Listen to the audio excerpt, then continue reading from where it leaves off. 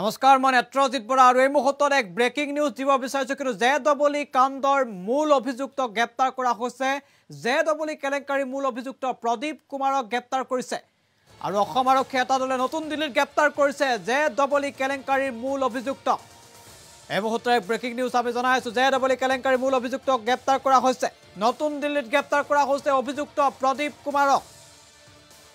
অসম আৰক্ষীৰ অভিযানত দিল্লীত গ্ৰেপ্তাৰ কৰা হৈছে প্ৰদীপ কুমাৰক জানাইছে এই মুহূৰ্তৰ এক ব্ৰেকিং নিউজ নীল নক্ষত্ৰৰ হৈ পৰীক্ষাত বহিছিল এগৰাকী প্ৰদীপ কুমাৰ আৰু প্ৰদীপ কুমাৰক দিল্লীত গ্ৰেপ্তাৰ কৰিছে অসম আৰক্ষী আৰু দিল্লীৰ পৰা বিমানেৰে গুৱাহাটীলৈ আজি লৈ অনা হ'ব প্ৰদীপ কুমাৰক জানাইছে গুৰুত্বপূৰ্ণ খবৰ মহানগৰ আৰক্ষী আয়ুক্ত ইতিমধ্যে এই কথা সদৰি কৰিছে আজি জেডব্লিউ কেলেংকাৰী সংঘটিত হৈছিল যে কেলেংকাৰী সমগ্ৰ দেশ জোকাৰি গৈছিল যে কেলেংকাৰীৰ অভিযুক্ত কেইবাগৰাকীকো ইতিমধ্যে আটক কৰিছে গ্ৰেপ্তাৰ কৰিছে মহানগৰ আৰক্ষীয়ে পৰৱৰ্তী সময়ত জেডব্লিউ কেলেংকাৰীৰ মূল অভিযুক্ত প্ৰদীপ কুমাৰক গ্ৰেপ্তাৰ কৰা হৈছে দীৰ্ঘদিন ধৰি এইগৰাকী প্ৰদীপ কুমাৰৰ বিৰুদ্ধে অভিযান চলাইছিল মহানগৰ আৰক্ষী আৰু অৱশেষত মহানগৰ আৰক্ষীৰ জালত পৰিছে প্ৰদীপ কুমাৰ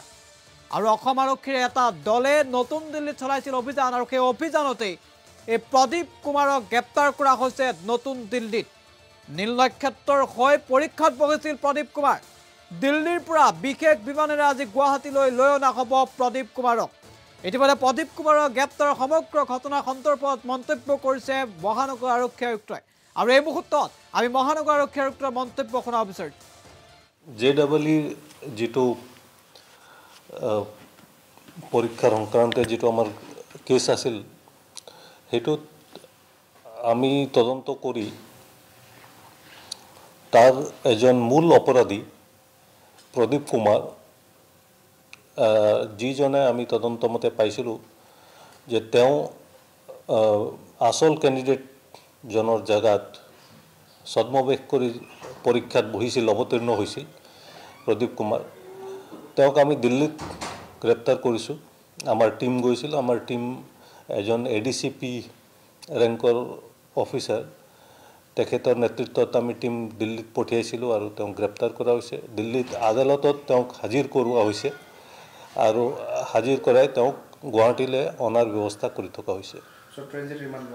ট্ৰেনজিট ৰিমাণ্ড লোৱা হৈছে আৰু আমি আশা ৰাখিছোঁ সোনকালে তেওঁক গুৱাহাটীত আমি আদালতত হাজিৰ কৰাম আমি যিখিনি তথ্য লাভ কৰিছিলোঁ এতিয়ালৈকে তদন্ত কৰি সেই তথ্য পুংখানুপুংখৰূপে বিবেচনা কৰি আমি প্ৰদীপ কুমাৰক চিনাক্ত কৰিব পাৰিলোঁ আৰু তেওঁ দিল্লীত যিটো এড্ৰেছ আছে সেই এড্ৰেছটো আমি বিচাৰি উলিয়াবলৈ সক্ষম হ'লোঁ আৰু আমি লগে লগে এটা টিম পঠিয়ালোঁ দিল্লীত আৰু তেওঁক আমি গ্ৰেপ্তাৰ কৰিবলৈ সক্ষম হৈছোঁ তেওঁ যিখিনি কথা কৈছে তেওঁ কিছুমান কথা আমাক কৈছে আৰু সেইখিনি কথাও আমি ওপৰত আমি তদন্ত কৰি আগবাঢ়ি আছোঁ এতিয়া তেওঁক আমি ইয়াত আনি আমি ইয়াত আদালতত হাজিৰ কৰাম হাজিৰ কৰাই তেওঁক আমি পুলিচ ৰিমাণ্ডত ল'ম লৈ আমি তেওঁক সোধপোছ কৰি পৰৱৰ্তী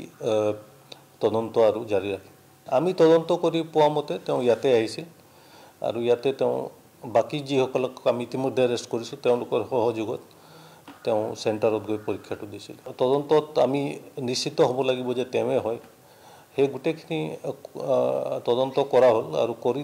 এতিয়া আমি তেওঁক চিহ্নিত কৰিব পাৰিছোঁ যে তেওঁৱে হয় সেইটো এতিয়া আমি তেওঁক সোধপোছ কৰিম আৰু তদন্ত শেষ হ'লে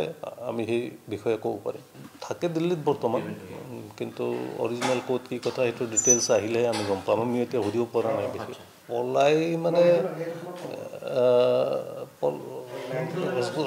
ক্ৰাইম কৰিছে যেতিয়া আৰু তেওঁ নিজে নিজেতো আহি নকয় মই কৰিছোঁ ডিটেইলছটো এতিয়া আহিলেহে গম পাম এতিয়া এতিয়াতো আমি দিল্লীৰ পৰা টিম আহি পোৱাই নাই 34